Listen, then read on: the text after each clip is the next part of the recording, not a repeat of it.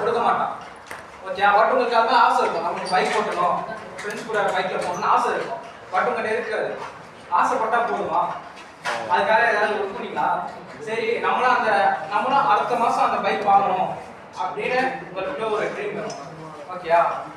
அதே மாதிரி தான் ஒருத்தர் 450 மார்க் எடுத்திருக்கான். ஓகே, அவன் ஃப்ரெண்டு நீங்க கூடயே தான் இருந்திருப்பீங்க. படிக்கலன்னு சொல்லிட்டு படிச்சுட்டு மார்க் வாங்கிடுவோம். சரியா? இது வந்து மட்டும் நடக்காது.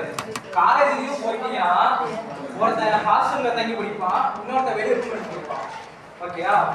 நான் படிக்கவே இல்லடி அப்படிம்பாங்க. பார்த்துன்னு வச்சுக்கேன், எல்லாத்துலயும் அவன் உங்களோட நல்ல மார்க் எடுத்திருப்பான். ஓகேயா? கேட்டா என்ன சொல்லுவானுங்க, நீ தெரியடி, நான் கிளாஸ்ல கவனிச்சதோட அப்படியே முடிஞ்சு போச்சு, நான் கிளாஸ்ல கவனிச்சேன், என் லக்ல எல்லா விஷயம் முடிச்சுமாங்க.